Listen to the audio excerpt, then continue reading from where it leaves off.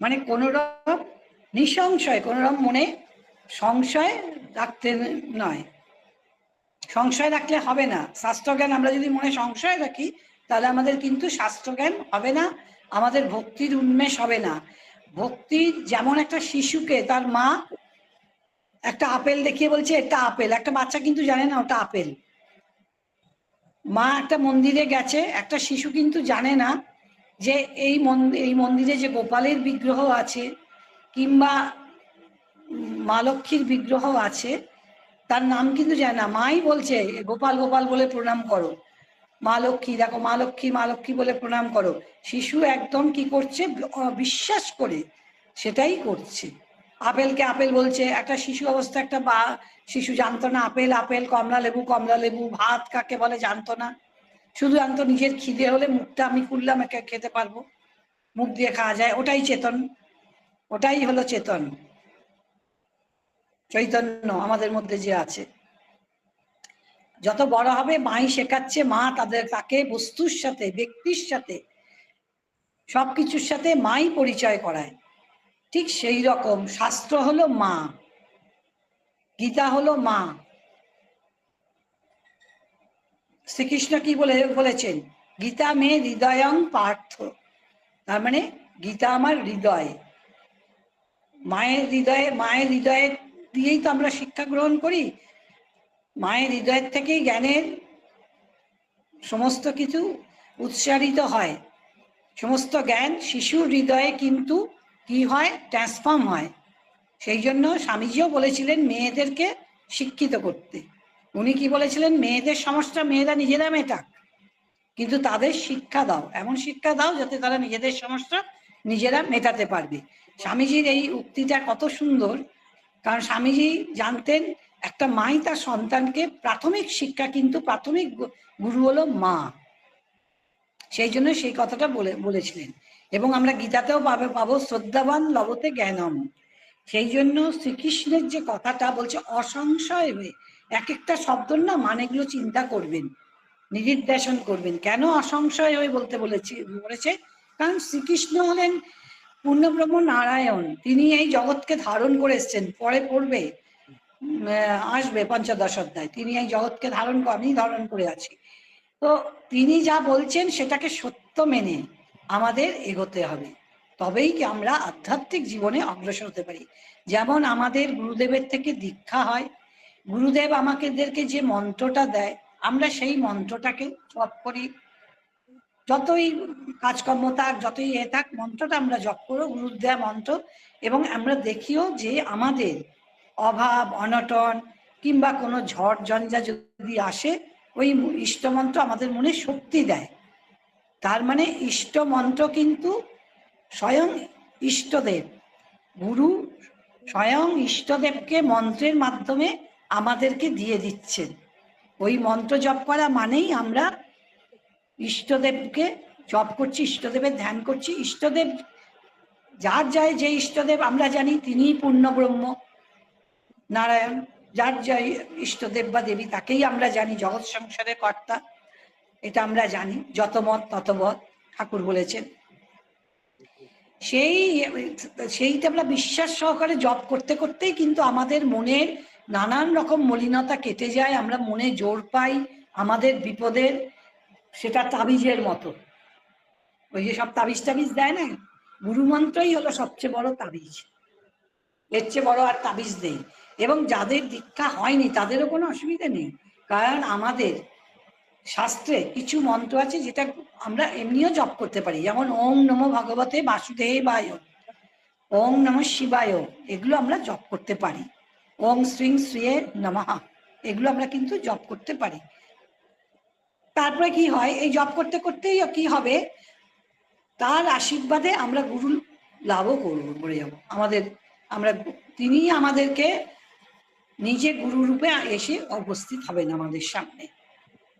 এই জন্যই উনি বলছেন অসংশয়ং সমগ্রং মাং যথা জ্ঞাস্যসি তৎশ্রীণু। তৎশ্রীণু এটা সন্ধি বিচ্ছেদ করে তৎশ্রীণু, আমি যেটা বলছি সমগ্র সেটা তুমি অসংশয় হয়ে শোনো।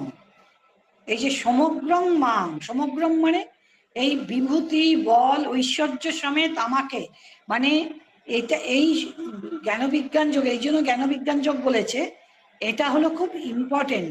সমগ্রং মাং, তার মানে এই জগৎ সংসার সবকিছু আমি, আমার আমার মধ্যেই সবকিছু। আমরা দেখুন সকালবেলা আমরা ঘুম থেকে উঠি তো সূর্য প্রণাম করি, একদিন সূর্যদেব না উঠলে আমাদের কি অবস্থা হবে। এবং এইটা দেখুন, এই যে সূর্যের যে রেটা আসছে, সূর্য শক্তি আসছে, যে শক্তিটা উনি দিচ্ছে আসছে, যে তরঙ্গটা আসছে, সেটাতেই কিন্তু সারা পৃথিবী পোষণ হচ্ছে। সূর্য ছাড়া কিন্তু পৃথিবী পোষণ হয় না, এমনকি চাঁদের আলোও কিন্তু সূর্যেরই আলো পরোক্ষে। তাহলে এই সূর্যকে কে সৃষ্টি করলেন, কার আলো আলো সূর্য উনি দিচ্ছেন। আমাদের ভোরবেলায় এমন ভাবে উনি করেছেন, এই জগৎ সংসারের এই প্রপঞ্চটা এমন ভাবে উনি সাজিয়েছেন, তার মধ্যেই উনি বুঝিয়ে দিয়েছেন যে উনি যে আছেন, শুধু আমাদের গভীরভাবে অনুভব করতে হবে, গভীরভাবে আমাদের স্মরণ মনন করতে হবে। অসংশয় হয়ে আমরা যখন ভগবদ গীতা পড়ছি, তখন শ্রীকৃষ্ণের বাক্যটাকে, প্রত্যেকটা বাক্যকে আমাদের স্মরণ মনন করতে হবে। তাহলে এই সূর্যদেবকে কে করেছেন, কার এতে এই জগৎ চলছে।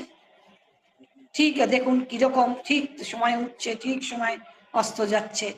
এই যে গ্যালাক্সিটা, এরকম গ্যালাক্সি আরো অনেক আছে, কিভাবে চলছে।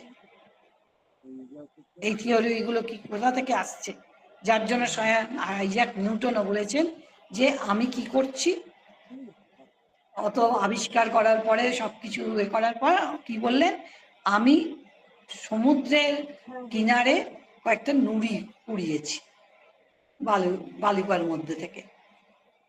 মানে জগৎ এত অসীম, কারণ যিনি সৃষ্টি করেছেন তিনি অসীম, আর আমরা হলাম লিমিটেশন, আমরা হলাম সীমিত। এই শরীরটা আমাদের সীমিত, কিন্তু এই শরীরের মধ্যে আমাদের সমস্ত জগৎটা আছে, যা আছে ভাণ্ডে চাই আছে ব্রহ্মাণ্ডে।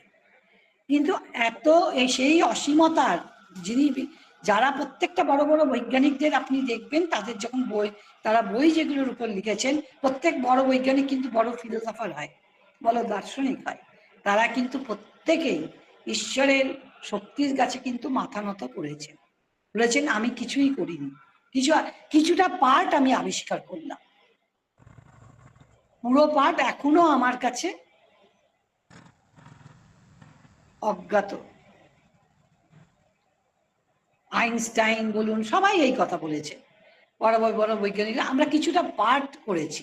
কারণ কি, এই যে যে যাই করুক, ওষুধ করুক, যাই করুক, উপাদানগুলো কোথা থেকে আসছে, হাইড্রোজেন কোথা থেকে এলো, অক্সিজেন কোথা থেকে এলো, নাইট্রোজেন কোথা থেকে এলো। আমরা উপাদানগুলো দিয়ে বিশ্বের কল্যাণমূলক এ করতে পারি, কল্যাণের জন্য ব্যবহার করতে পারি। এইসব উপাদানগুলোকে গবেষণা করে তার থেকে শক্তি আহরণ করে আবার অকল্যাণেও ব্যবহার করতে পারি। এই যে পারমাণবিক বোমা, সে ওই পরমাণুটা এলো কোথা থেকে, সেই পরমাণুর মধ্যে পরমাণুটা কোথা থেকে এলো। তার মানে একজন আছেন সর্বনিয়ামক, একজন আছেন, এটাই আমাদের বিশ্বাস করতে হবে। সেই জন্যই বলেছেন অসংশয়ং সমগ্রং মাং যথা জ্ঞাস্যসি তৎস্মিন্, যে আমি যেটা বলছি অসংশয় হয়ে, তুমি যোগযুক্ত হয়ে। তার আগে কি বলেছে, যোগং যুজন মদাশ্রয়, মত আশ্রয়, আমার শরণাগত হয়ে। যোগং যুঞ্জন, ওটা সন্ধি বিচ্ছেদ করে যুঞ্জন মদাশ্রয় হয়েছে। তো আমার যোগযুক্ত হয়ে, তার মানে যোগযুক্ত হওয়া কি, আগের চ্যাপ্টারে আমরা এসেছি, প্রথম যে আমরা 6টা চ্যাপ্টার পড়েছি, তার মধ্যে যোগ কাকে ভাবে বলে, কিভাবে যোগযুক্ত হওয়া যায়, কিভাবে আমাদের মনের মধ্যে নানা রকম সংকল্প বিকল্প হচ্ছে, সেই মনকে কিভাবে আমরা একবস্তুতে একনিষ্ঠ আমাদের করতে হবে, এগুলো কিন্তু সবই উনি 6টা চ্যাপ্টারে বলেছেন। আমার এই জন্যই তত্ত্বমসি, তমটা হলো প্রথম 6 চ্যাপ্টার, তত্ত্বা হলো পরের 6 চ্যাপ্টার, অসি হলো মিলিয়ে তত্ত্বমসি। এই মহাবাক্যটাই গীতার মধ্যে রয়েছে। তো আমাদের কি করতে হবে, এইবার জ্ঞানবিজ্ঞান যোগ তারপরে শ্লোকে উনি আসছেন, আমাদের অসংশয় হয়ে মনের মধ্যে কোন রকম কিছু রাখবো না। অনন্য স্মরণ মানে কি? অনন্য আসক্ত চিত্ত অনন্য স্মরণ হয়ে, অসংশয়, অনন্য স্মরণ, হ্যাঁ অনন্য স্মরণ হয়ে, অনন্য স্মরণ হয়। অনন্য স্মরণ মানে ন অন্য, মানে আমাদের মনটা আর অন্য কোনো স্মরণে যাবে না। ওই যে আমরা বলি খুব আঘাত পেলাম, কেন আঘাত পাবো? আমরা অন্যের স্মরণে যা আছি বলে আঘাত পাচ্ছি। তার মানে আমরা অন্যকে প্রায়োরিটি দিচ্ছি। আমরা অন্যকে প্রায়োরিটি আমাদের লাইফে দেব না, আমরা একমাত্র ঈশ্বরকেই প্রায়োরিটি দেব আমাদের লাইফে। হ্যাঁ নিশ্চয়ই, আমরা যে পরিবারে জন্মগ্রহণ করেছি, যে সমাজে, নিশ্চয়ই আমরা মঙ্গল কামনা করব, আমরা গুরু বাক্য শুনবো, পারিবারিক কাঠামোর মধ্যে থেকে পারিবারিক যে নিয়ম নিষ্ঠা পালন করব, এবং আমাদের আস্তে আস্তে যখন যত বড় হব আমাদের বন্ধু বান্ধব কর্মক্ষেত্র সব কিছু আস্তে আস্তে বাড়তে থাকবে, আমাদের এক্সটেন্ডেড ফ্যামিলিও হবে।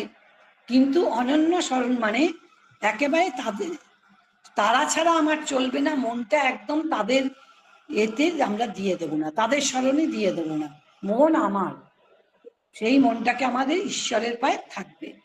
যেমন ঠাকুর বলেছেন, বড় লোকের বাড়ির কাজের লোক কি জানে, আমার গোপাল আমার আমার সবকিছু বলছে, কিন্তু জানে মনটা কিন্তু তার গ্রামের বাড়িতে পড়ে আছে। ঠিক সেরকম আমাদের মনটা ঠিক ঈশ্বরের কাছে, ঈশ্বরের চরণে পড়ে থাকবে, তবেই অনন্য স্মরণ, ন অন্য স্মরণ। তো অসংশয় হয়ে আমরা সমগ্র মানে তার সমস্ত কিছু বিভূতি বল ঐশ্বর্য সমেত আমাকে, শুধু একে বললে হবে না যে হ্যাঁ সবার মধ্যে আছে কৃষ্ণ আছে, সবার মধ্যে ব্রহ্ম আছে, ঠাকুর আছে, সবার মধ্যে শুধু তিনি নেই যে আছেন, যে তিনি তো আছেন, সবার শক্তি তিনি। এই যে আমরা অন্ন গ্রহণ করছি সেটাও তিনি, আমরা যে অন্ন গ্রহণ করছি সেটাও তিনি। যার জন্য এই চতুর্থ অধ্যায়ের শ্লোকে কিন্তু আছে ব্রহ্মার্পণং ব্রহ্ম হবির ব্রহ্মাগ্নৌ ব্রহ্মণা হুতাম ব্রহ্মৈব তেন গন্তব্যম ব্রহ্মকর্ম সমাধিনা। সবকিছুই ব্রহ্ম। শ্রুবাদি অর্পণ পাত্র ব্রহ্ম, গীতাদি অর্পণীয় বস্তু ব্রহ্ম, ব্রহ্মরূপ অগ্নিতে ব্রহ্ম কর্তৃত সম্পাদিত হোমই ব্রহ্ম। এই ব্রহ্মরূপ কর্মে একাগ্রচিত্ত ব্যক্তি ব্রহ্মকেই, আমরা সবকিছুই ব্রহ্ম। আমি রান্না করছি, সবজি এলো কোথা থেকে, তার মধ্যে ব্রহ্ম আছে, কারণ সূর্যদেব না থাকলে হতো না। যে মানুষটা সবজি চাষ করেছে, চাষা, তার মধ্যে ব্রহ্ম আছে। যে ভ্যান চালিয়ে নিয়ে এলো বিক্রি করতে, তার মধ্যে ব্রহ্ম আছে। সব কিছুর মধ্যে ব্রহ্ম আছে, তবে গিয়ে আমরা সেই অন্ন পাচ্ছি, আমরা রান্না করতে পারছি। তারপরে সেইটা যে আমিও ব্রহ্ম, আমি যে খাচ্ছি সেই খাদ্যবস্তুটা তাহলে ব্রহ্ম, যার থেকে যেটা হয়েছে তার মধ্যে তিনি রয়েছেন। এবার আমি যে খাচ্ছি অন্ন কিন্তু এই জন্যই অন্নকে প্রসাদ বলা হয়, তার প্রসাদ বলা হয়। কেন? অন্ন গ্রহণের সময় ঈশ্বরের নাম করে নেওয়া হয়, তাকে অর্পণ করা হয়, তার জিনিস তার হতেই হলো। গঙ্গা জলে গঙ্গা পূজা, তারই জিনিস আমরা রান্নাবান্না করে তাকে অর্পণ করে সেটাই প্রসাদ রূপে গ্রহণ করছি। সেই জন্য সমগ্রং মাং যথা গ্যাস্যতি তৎ এবার তুমি শ্রবণ করো।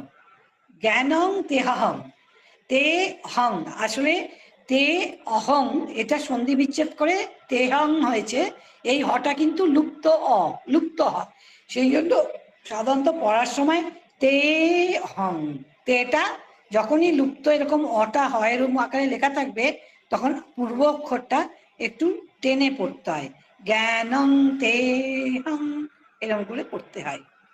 অথবা যদি কবিতার আকারেও পড়া হয়, জ্ঞানং তে হং সবিজ্ঞানম ইদং বক্ষ্যামি অশেষতঃ, আমি তোমাকে এই বিজ্ঞান অর্থাৎ বিশেষ বিজ্ঞান মানে বিশেষ অনুভব সহ জ্ঞান বলবো।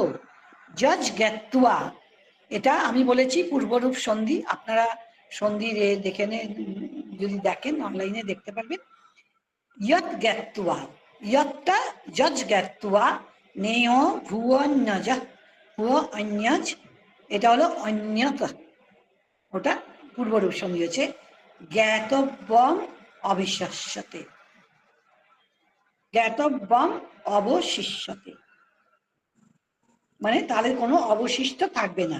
হে তারপরে বলছে আমি সবিজ্ঞান অর্থাৎ গুরু শাস্ত্র প্রদেশ জনিত অনুভবের সঙ্গে এই শাস্ত্রীয় জ্ঞান সম্পূর্ণরূপে তোমাকে বলবো, জানলে এই অনিত্য লোকে শ্রেয় পথে তোমার আর কিছু জানবার অবশিষ্ট থাকবে না, অর্থাৎ মোক্ষমার্গ সম্বন্ধে সম্পূর্ণ জ্ঞানলাভ হবে।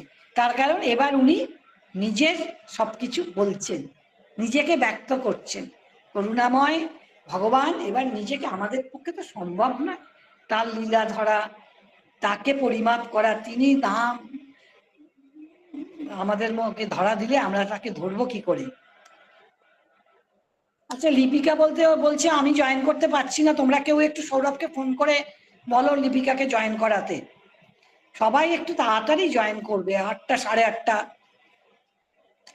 আচ্ছা, তাহলে কি হচ্ছে, সে বলছে যে এই জ্ঞান সম্পূর্ণরূপে যা বললেই অনিত্য লোকে শ্রেয় পথে তোমার আর কিছু জানবার অবশিষ্ট থাকবে না।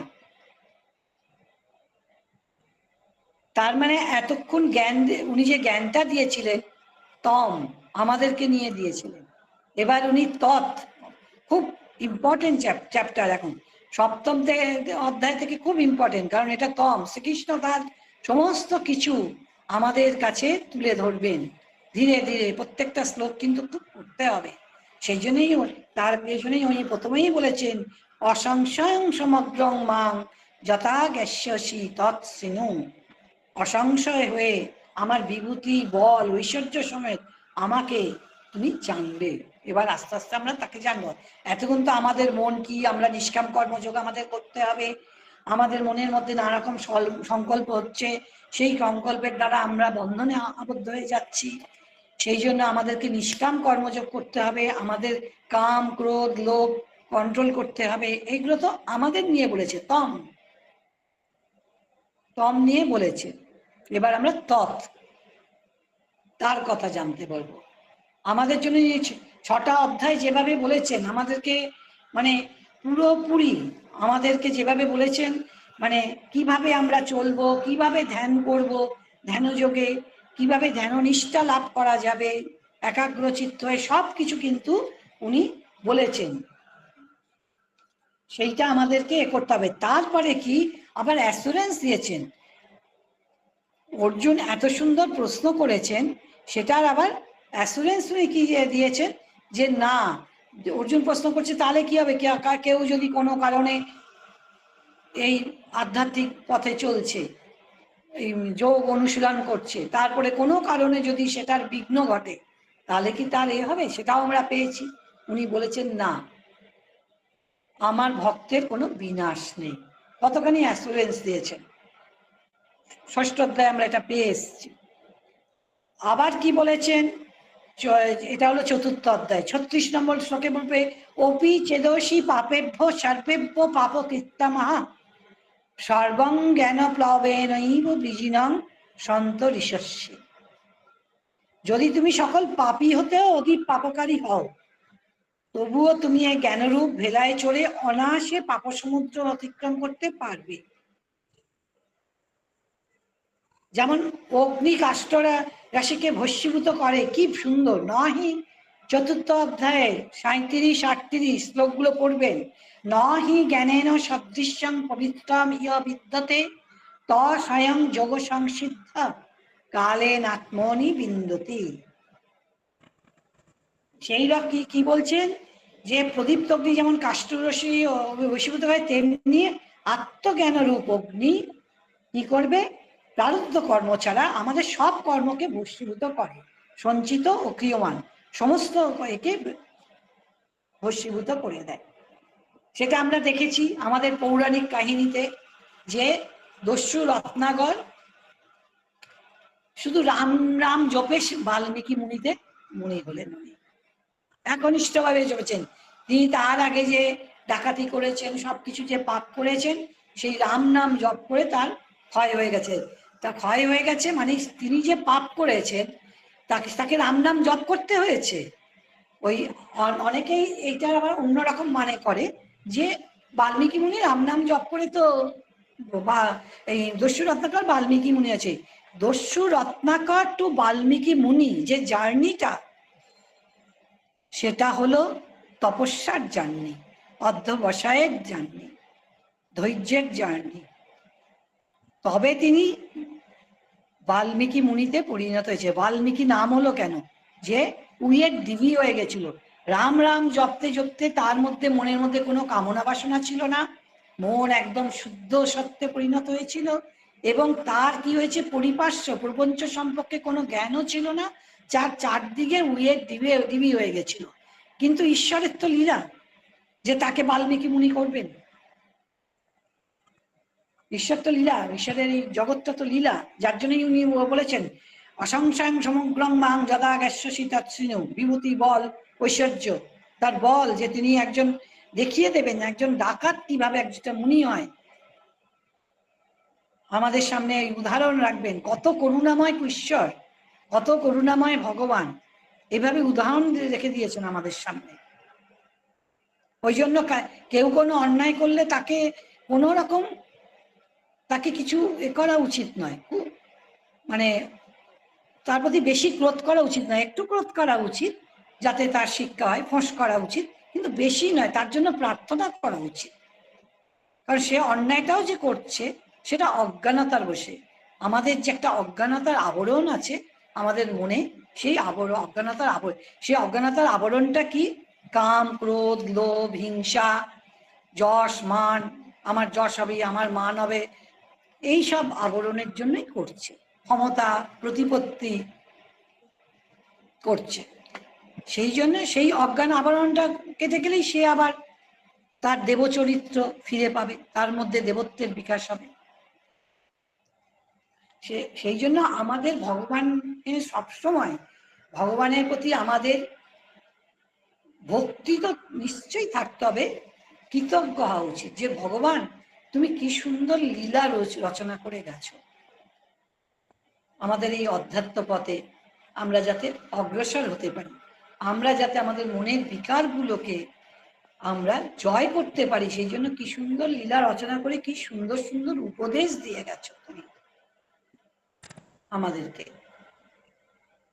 বাল্মীকি দস্যু রত্নাকর থেকে বাল্মীকি উনি হয়েছিলেন অনেক বৎসর সাধনার ফলে, তবেই তার সঞ্চিত কর্ম, ক্রিয়মান কর্ম ক্ষয় হয়ে গেছিল। কিন্তু প্রারব্ধ কর্ম ভোগ করতে হয়েছিল কেন? তার চারধারে সেই উইয়ের টিপি হয়ে গেছিল, সেই উইয়ের দ্বীপের মধ্যে তো সে কষ্ট পেয়েছে। ভাবুন তো, একটা উইয়ের দ্বীপের মধ্যে মনে ও রাম রাম করছে, সে যখন শ্বাসটা নিচ্ছে তখন শ্বাস নিতে তার কত কষ্ট হচ্ছে, কিন্তু সে তাও ভাবছে যে আমার এটা শেষ শ্বাস হলেও আমি কিন্তু নাম জপ করে যাব। আমার গুরু দিয়েছেন, গুরু ঈশ্বর, গুরু ইষ্ট নামের মধ্যেই ঈশ্বরকে আমাদেরকে দিয়ে দেয়, আমাদের ঈশ্বরকে খোঁজবার কোনো দরকার নেই, ইষ্ট মন্ত্রের মধ্যেই, গুরু মন্ত্রের মধ্যেই ইষ্টদেব থাকেন। সেই মন্ত্র ভালো করে জপ করলেও আমরা আমরা কি করতে পারবো, আমাদের ভেতর যে অসীম জ্ঞানের ভান্ডার আছে তার দরজাটা খুলে যাবে সেই নাম জপ করতে করতে। আমাদের মধ্যেই সব আছে, অসীম জ্ঞান ভান্ডার। ওই নামটা জপ করা মানে ওই যে তালা পড়ে আছে না, নানা রকম মানসিক অধ্যাসের যে তালাটা দিয়ে রয়েছে, এই তালার মেটেরিয়ালটাই হলো কাম, ক্রোধ, লোভ, হিংসা, এইসব মেটেরিয়াল দিয়ে যে তালাটা হয়েছে, সেই চাবিটা হলো ইষ্টমন্ত্র। তো জপ করতে করতে কি হবে, সেই চাবি দিয়ে আমরা তালাটা খুলে দিতে পারবো। তখন দেখবো আমাদের মধ্যে কত ধনরাশি আছে, আমাদের মধ্যে সবকিছু আমাদের ভেতর রয়েছে, কারণ আমরা তো ঈশ্বরের সৃষ্টি। আমাদের এই মনুষ্য জন্ম তো ঈশ্বরই সৃষ্টি করেছেন, মানুষ, দেবতা, দানব সব কিন্তু ঈশ্বর, উনি সব কিছু সৃষ্টি করেছেন। নাহলে দানবদেরও খুব শক্তি ছিল, শুক্রাচার্য দৈত্যগুরু ছিলেন, সব উনি করেছেন। কিন্তু যখনই আমরা কি করি, উনাকে ভুলে গিয়ে আমরা আমাদের আমাদের তো ক্ষমতাও দিয়েছেন, সেই ক্ষমতার অপপ্রয়োগ করি, তখন তিনি কি করেন, তিনি তখন আমাদেরকে ওই বিনাশ করেন, নানানভাবে করেন আমাদের বিনাশ। মানে আমাদেরকে যে একেবারে কোপ দিবে তা নয়, অনেক রকম আমরা হয়তো খুব অহংকার হয়ে গেলাম, অহংকারের বিনাশের জন্য নানান রকম ওনারা আবার উনি এমন করেন যে অহংকার হতে হতে এমন একটা পর্যায়ে চলে যায় যে আমরা আমাদের নিজের বিনাশই ডেকে আনি, কোনো বস্তুর দ্বারা, কোনো ব্যক্তির দ্বারা উনি ওটা বিনাশ করে দেন। বা আবার আরেকটাও করেন, তার যদি প্রারব্ধ ভালো থাকে, কোনো সদ্গুরুর পেয়ে যায়, সন্ধান পেয়ে যায়, সেই গুরুদেব তাকে ট্রান্সফর্ম করে দেন। সেই জন্য উনি বলছেন এই বিজ্ঞান, এই বিশেষ জ্ঞান যা তোমাকে বলবো, যা জানলে এই অনিত্য লোক, এই লোকটা তো অনিত্য লোক, এই লোকে তোমার আর কিছুই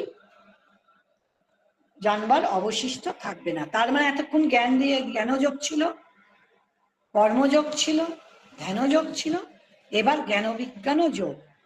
এটার একটা খুব সুন্দর হলো যে আমরা জানলাম যে এই ফলটা বা কথা মিতে আছে দুধটা খেলে আমাদের শরীরে শক্তি হয়, সেটা আমরা জানলাম যে জ্ঞানযোগ, যে দুধের উপকারিতা আছে, খাঁটি গরুর দুধ খেলে আমার শরীরে বলবৃদ্ধি হবে। এবার কর্মযোগ হলো আমরা গরু নিয়ে এলাম, সেই গরুকে লালন পালন করলাম, তার দুধ হলো, সেই এটা খেলাম। তারপরে হলো সেই দুধটাকে যে আমাদের শরীরে শক্তি হলো, ওটাই বিজ্ঞান যোগ। মানে শুনলে হবে না, শুধু শ্রবণ করলে হবে না, আমাদের বিজ্ঞান এই যে বলেছেন যে আমি এবার তোমাকে যেটা বলবো সবিজ্ঞানম ইদম, এই বিজ্ঞান সবিজ্ঞান, বিজ্ঞানের সহিত এটা জানতে গেলে আমাদের নিদিধ্যাসনটা খুব দরকার, শ্রবণ মনন নিদিধ্যাসন। এইটা করতে গিয়ে কোনো বিঘ্ন উপস্থিত হলে আমরা পূর্বের চ্যাপ্টারগুলো যখনই যাব, পূর্বের অধ্যায়গুলো মাঝে মাঝে পড়বো, দেখবো সেই বিঘ্নগুলো কি করে আমরা সরাতে পারবো, সে রাস্তাও উনি বলে দিয়েছেন আগের 6টা চ্যাপ্টারে। মনুষ্যানাং সহস্রেষু কচ্চিৎ যততি সিদ্ধায়ে যততামপি সিদ্ধানাং কশ্চিন মাং বেত্তি তত্ত্বতঃ তত্ত্বতঃ। তার মানে এই মানুষরা কি করে, সহস্র সহস্র মানুষের মধ্যে কখনো কেউ সিদ্ধির অর্থাৎ আত্মজ্ঞান লাভের যত্ন করে, সেই প্রযত্নশীল মুখ্যদের মধ্যে আবার কখনো কেউ তত্ত্বত আমাকে জানতে পারে, এটাও উনি বলে দিচ্ছেন। আমরা প্রযত্ন করতে হবে, সেটাই আমাদের বিশ্বাসটাকে আমাদের যত্ন করতে হবে। এবার উনি যে কত জন্মে, একটা গল্পই আছে, উনি যে কত জন্মে দেবেন আমাদেরকে তার কোনো ঠিক নেই, এই জন্যই আমাদের ধৈর্য ধরতে হবে। আমরা যখনই অপরাবিদ্যায় যাব তখনই আমাদের ধৈর্যের প্রয়োজন, খুব ধৈর্যের প্রয়োজন, এবং চলে আসে। যত আমরা অধ্যাত্ম পথে অগ্রসর হব তত আমাদের কি হবে, আমাদের ধৈর্য জিনিসটা নিজে থেকেই চলে আসবে। তার কারণ কেন? কারণ আমরা বুঝতে পারবো এই জগৎটা মায়া, এই জগৎটা অনিত্য। সুতরাং এইটা নিয়ে আমরা খুব হয়তো কোনো সময় একটু বিচলিত হলাম, হবই, যেহেতু আমরা মনুষ্য শরীর, আমাদের শরীর, কিন্তু তাও আমরা সেই বিচলিত ভাবটা কাটিয়ে উঠতে পারবো আমরা বিচলিত ভাবটা, বা আমরা সোর্সটা ধরতে পারবো যে না কি কোন তরঙ্গ আমাদের বিচলিত করছে, এই তরঙ্গের সোর্সটা কোথায়। যদি কোনো বস্তু থেকে আসে সেই বস্তুর সোর্সটা কোথায়, যদি কোনো ব্যক্তি থেকে আমাদের কোনো তরঙ্গ বিচলিত, এই ব্যক্তির সোর্সটা কোথায়।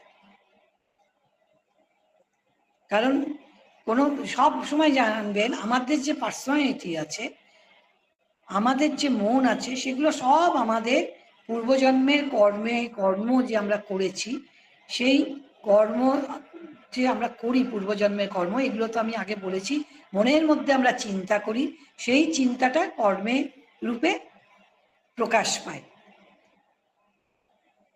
তো আমরা পূর্বজন্মে যে কর্ম করেছি সেই কর্মরূপে প্রকাশ পাচ্ছে, সেই কর্মই কিন্তু নানান রকম বন্ধন নিয়ে আসে আমাদের মধ্যে। এগুলো সব প্রারব্ধ। প্রারব্ধ আমাদেরকে দেখবেন, এই জন্য মা বলে দিয়েছে, যখন ভালো সুসময় আসে তখন ভালো দিকে মন যায়, আর অসময় যখন তখন ভালো দিকে কিছুতেই মা মন যায় না। আমাদের প্রারব্ধে, আমাদের প্রারব্ধ যদি থাকে, আমাদের ভোগ করতে হয়, তখন আমাদের না যত দেখবেন যে নেগেটিভ ভাইব্রেশন আমাদের সামনে উপস্থিত হবে, ব্যক্তি বস্তু এমন হবে যে আমরা তাদের দ্বারা মানে অতিষ্ঠ হয়ে যাব। তারপরে আবার কি হবে, সেই ওটাকে যদি আমরা ভাবি যে না, এটা আমাদের প্রারব্ধ, আমাদের ভোগ করতে হচ্ছে, আমরা যদি ঈশ্বরের প্রতি বিশ্বাস রেখে চুপচাপ সহ্য করে নিজের কর্তব্য কর্মটা করি নিষ্কামভাবে, তখন প্রারব্ধ তো কেচে যাচ্ছে, অটোমেটিক আমাদের আবার ভালো সময় চলে আসবে। তখন দেখা যাবে আমরা খুব ভালো খুব ভালো পরিবেশে যাচ্ছি, ভালো ব্যক্তিদের সাথে আমাদের আলাপ পরিচয় হচ্ছে, আমাদের সব রকম সুন্দর সুন্দরভাবে যোগাযোগ হয়ে যাচ্ছে। কি করে যোগাযোগ হচ্ছে তাই আমরা বুঝতে পারবো না, হয়ে যাচ্ছে।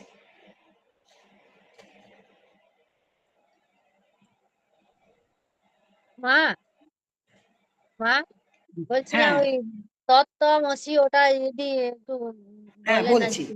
আচ্ছা, এই জন্য মানুষের মধ্যে কি বলছে, অনেক মানুষ কেউ সেই জন্য আত্মজ্ঞানের লগ্ন যত্ন করে, সেই প্রযত্নশীল মুমুক্ষুদের মধ্যে আবার কেউ কেউ তত্ত্ব তো আমাকে জানতে পারে, কিন্তু আমাদের প্রযত্ন করতে হবে। প্রযত্ন করলে উনি আমাদের জানিয়ে দেবেন, যার জন্য উনি এর আগের আমরা অধ্যায় শ্লোকে পড়েছি যে আমার পথে যে হাঁটে তার বিনাশ হয় না, সে আবার পরের জন্মে হয়তো কোনো ভালো গৃহে জন্ম করে। ভালো গৃহ মানে কোনো বুদ্ধিমান পিতামাতার ধর্মপরায়ণ পিতামাতার গৃহে জন্মগ্রহণ করে সেখান থেকে আবার সে তার আরম্ভ করে তার চলার পথটা। তত্ত্বমসি মানে, তৎ মানে ঈশ্বর, তৎ মানে ঈশ্বর, তম মানে জীব জগৎ, আর অসি মানে ঈশ্বর জীব জগৎ। এইটা হলো উপনিষদের বাক্য। তৎ হলো ঈশ্বর, আর এই তম মানে জীব জগৎ। এই জীব জগৎকে নিয়েই 6টা অধ্যায় ছিল। আমি আর কি, আমি তো জীব, আমি তো জগতের মধ্যে। ওই জন্যই 6টা অধ্যায় জীব জগৎ নিয়ে উনি বলেছেন। আর অসি হলো, যখন আমরা বুঝতে পারবো যে এই মায়ার জন্য আমরা জীবাত্মা পরমাত্মা, যেমন ঘট, ছোট ছোট ঘটের মধ্যে আকাশটা রয়েছে, যে আমরা বড় আকাশ দেখছি পরমাত্মা। এবার ছোট ছোট আমরা যদি বাটি রাখি, তার মধ্যেও কিন্তু আকাশের ওই স্পেসটা রয়েছে, কিন্তু ছোট ভাবে রয়েছে। ওটাই হলো জীব। আমার মধ্যে ঈশ্বর রয়েছেন, জীবাত্মা। এই যোগ সাধনার দ্বারা আমরা ওই জীবাত্মাকে পরমাত্মার সাথে মিল করব। যেমন ঘরটাকে ভেঙে দিলে তখন তার আর কিছু থাকবে না, সে যে স্পেসটা নিয়ে রয়েছে, সে যে জায়গাটা নিয়ে রয়েছে, জায়গাটা অধিকার করে রয়েছে, সেই জায়গাটা তখন কি হবে, ভেঙে গেছে তো আর জায়গা নেই। মনটার মধ্যে নানা রকম কামনা বাসনা নিয়ে যে বসে রয়েছে, ঈশ্বরের চিন্তা করতে পারছে না, কামনা বাসনা সরিয়ে দিলেই তো সে ঈশ্বরের সাথে মিলে গেল। অসি, তার জন্য সাধনার দরকার, সাধনা করতে হবে আমাদেরকে। তৎ মানে ঈশ্বর, আর তম মানে ঈশ্বর, তম মানে জীব জগৎ, অসি মানে ঈশ্বর জীব জগৎ একসাথে। আচ্ছা, একসাথেই কিন্তু সব ঈশ্বরের। এই যে কে শুনছে, আমি বলছি, কে বলছে, কে শুনছে, যা বলছি কি বলছি, এগুলো চিন্তা করো। এগুলো সব স্পেসের মধ্যে ফেলেছি বলে মাতাজি আমাদের গীতা পাঠ করাচ্ছেন না, মাতাজি করাচ্ছেন না, স্বয়ং শ্রীকৃষ্ণ করাচ্ছেন। এটা করছেন উনি একটা লীলা রচনা করেছেন এখানটায়। এই শঙ্কর ওয়েলফেয়ার সোসাইটিকে দিয়ে উনি একটা লীলা রচনা করেছেন। কি লীলা? যে এখানে আমার আমার নাম গান হবে, আমার কথা বলা হবে, এই করেছেন উনি। যা করছেন ঈশ্বর। সবই তুমি শুনছো না, তিনিই শুনছেন। তোমার মধ্যে বসে তিনিই শুনছেন, আমার মধ্যে বসে তিনিই বলছেন। সবকিছুতে এইগুলো আমাদের চিন্তা করতে হবে। ভোরবেলা ঘুম থেকে উঠে না একটা জিনিস চিন্তা করবে যে আমি এতক্ষণ কোথায় ছিলাম, ছিলামটা কোথায়? আমার ছেলে, আমার মেয়ে, আমার ঘর, আমার বাড়ি, আমার শাড়ি, আমার গয়না। এবার গভীর ঘুমিয়েছিলাম তখন ছিলামটা কোথায়? তখন তো কিচ্ছু ছিল না। ছিলাম কোথায়? গোবিন্দের কোলে ঘুমাচ্ছিলাম। গোবিন্দের কোলে ছিলাম বলে আমিটা লুপ্ত হয়ে গেছিল। কিন্তু প্রারব্ধ আবার আমাদের ঘুমটা ভাঙিয়ে আবার আমাদেরকে আমাদের প্রারব্ধ অনুযায়ী কর্মকাণ্ডে প্রবেশ করিয়ে দিয়েছে। আমরা বহিরিন্দ্রিয় দ্বারা আবার অন্তরিন্দ্রিয় দ্বারা আবার কর্মকাণ্ডে প্রবেশ করে গেছি। ঘুম থেকে উঠে সবাই একটু 2-3 মিনিট ভাববেন আমরা কোথায় ছিলাম, কোথায় ছিল আমাদের ঘর বাড়ি, শাড়ি গয়না, জমি জমা, সব কোথায় ছিল?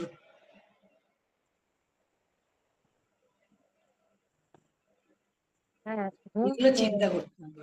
ঘুমের মধ্যে তো আমরা কিছুই বুঝি না, কিন্তু ঘুম থেকে উঠলে তাহলে তখন মনে আমরা হয় এটা বুঝি না তো, কিন্তু সেটা। আমরা আমরা না বুঝলেও আমি আছি। হ্যাঁ, আমি না বুঝলেও আমি আছি তো। তাহলে সেই হ্যাঁ, আমিটা কে? আমার শরীর নেই, আমার মন নেই, তাহলে সেই আমিটা কে? সেই আমিটা কে?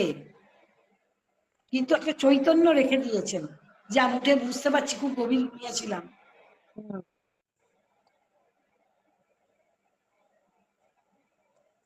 সেটাই হলো চিদাত্মা।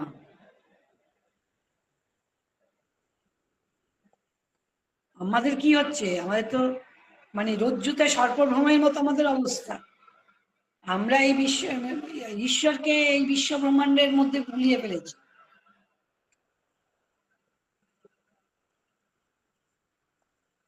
নাম রূপের মধ্যে দিয়ে দিয়েছি।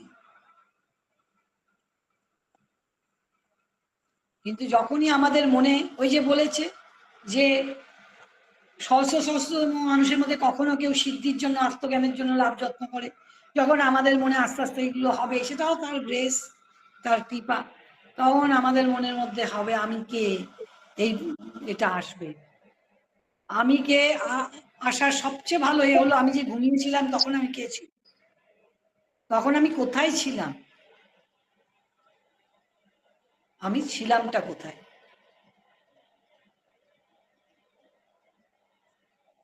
অনেকে ঘুমের মধ্যে দেখবেন বাচ্চাগুলো হাঁটে, ঘুমের মধ্যে হেঁটে যাচ্ছে, একটু থাকে না ঘুমের মধ্যে অনেক বাচ্চা হাঁটে, হুম, হুম। সে নিজেই জানে না এই ঘর থেকে ও ঘর চলে যাবে, তাকে কে নিয়ে যাচ্ছে? তার মানে তার প্রারব্ধে ছিল চৈতন্য স্বরূপ, তুই ঘুমের মধ্যে হাঁটবে, চৈতন্য স্বরূপ চিদাত্মা তাকে নিয়ে যাচ্ছে।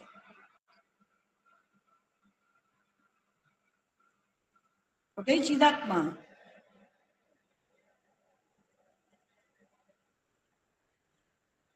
কিন্তু আমরা সেই চৈতন্য স্বরূপ, আমি যে চৈতন্য বলেছি তুমি অমৃতের সন্তান, আমরা সেটা ভুলে গেছি।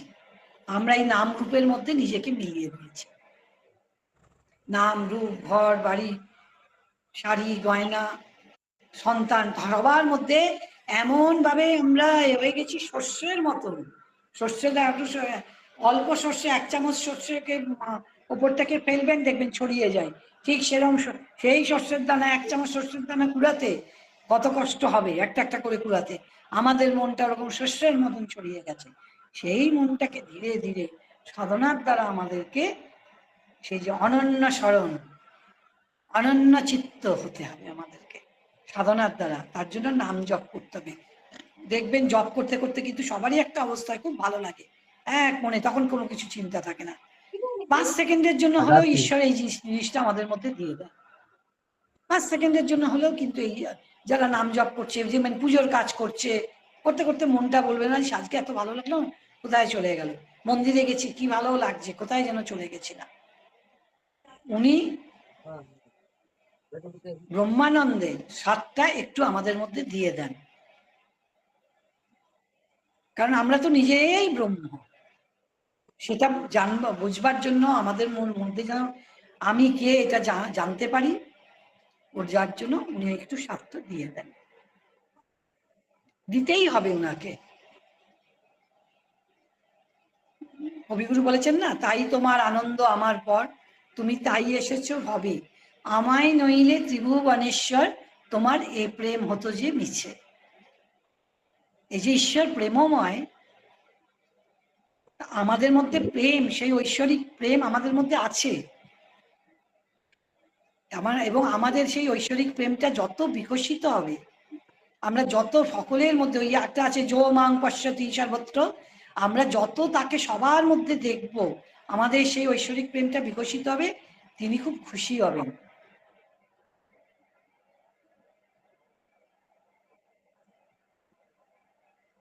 কারো কিছু বলার আছে? আজকে 3টে রইল শ্লোক। হ্যাঁ মা। আচ্ছা, একটা গান আমি বলেছিলাম, বৈশাখ মাস তো, একটু গান শুনি, বছরের প্রথম একটা গান শুনে তারপরে। কে করবে গান? আবৃতা আছে, ভারতীমা হ্যাঁ আছে, মা। হ্যাঁ আবৃতা একটা করো না গান। হ্যাঁ মা, করছি।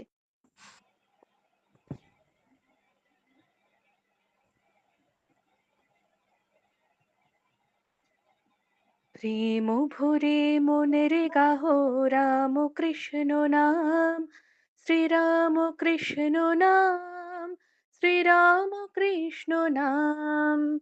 প্রেম ভরে মনের গাহ রাম কৃষ্ণ নাম, শ্রীরাম কৃষ্ণ নাম, শ্রীরাম কৃষ্ণ নাম।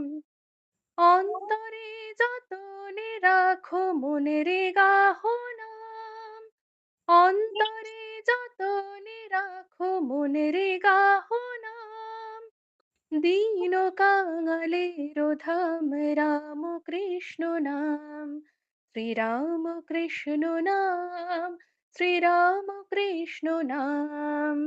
প্রেম ভরে মনের গাহ রাম কৃষ্ণ নাম, শ্রীরাম কৃষ্ণ নাম, শ্রীরাম কৃষ্ণ নাম। একই বৃন্তে ফুটিল রে রাধা কৃষ্ণ শ্যাম, একই বৃন্তে ফুটিল রে রাধা কৃষ্ণ শ্যাম। শিব কালী ব্রহ্মা বিষ্ণু শ্যাম সীতারাম, শ্রীরাম কৃষ্ণ নাম, শ্রীরাম কৃষ্ণ নাম। প্রেম ভরে মনের গাহ রাম কৃষ্ণ নাম, শ্রীরাম কৃষ্ণ নাম, শ্রীরাম কৃষ্ণ নাম। নাম ব্রহ্ম একই জেনে মনের গাহ নাম, জনম মরণ সাথী রাম কৃষ্ণ নাম। নাম ব্রহ্ম একই জেনে মনের গাহ নাম, জনম মরণ সাথী রাম কৃষ্ণ নাম, শ্রীরাম কৃষ্ণ নাম, শ্রীরাম কৃষ্ণ নাম। প্রেম ভরে মনের গাহ রাম কৃষ্ণ নাম, শ্রীরাম কৃষ্ণ নাম, শ্রীরাম কৃষ্ণ নাম। খুব সুন্দর, অপূর্ব অদ্ভুত, খুব সুন্দর। খুব ভালো, খুব ভালো, সুন্দর খুব হয়েছে। আর কেউ গাইবেন? ভারতীমা আছে কি? তপতিমা আছে, ভারতীমা আছে। মা আজকে জয়েন করতে পারলাম না মা। হ্যাঁ, আমি ওটাই ভাবছিলাম, রঞ্জন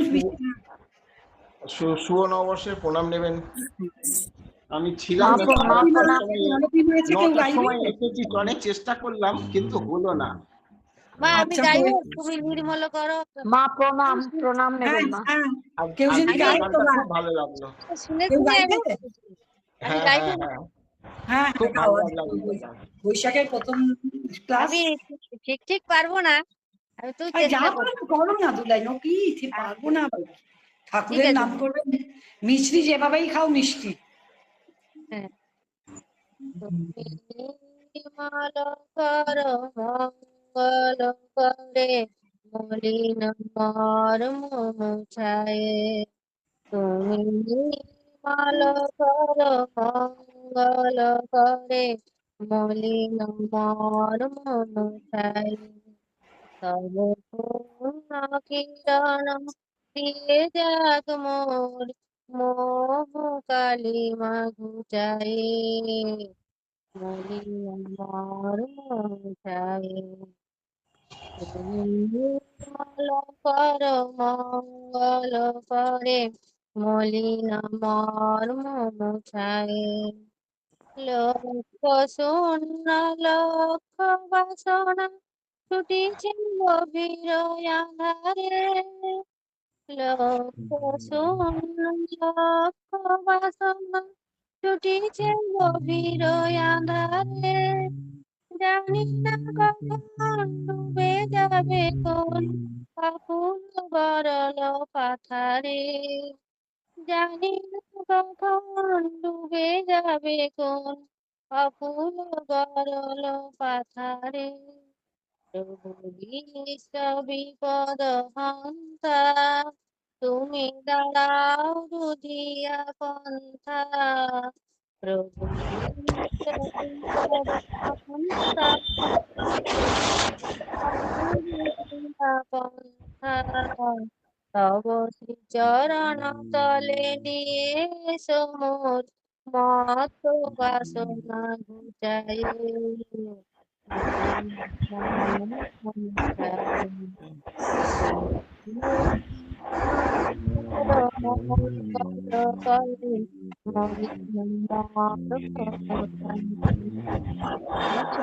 নল নীলে চির নবনীলে গান করিলে গানে। আছড়িত প্রিয়তার কায় তপনে। বসন বাঁধিয়া বসে আন্ধারে মরি গো কাঁদিয়া। আমি নয়নে বসন বাঁধিয়া বসে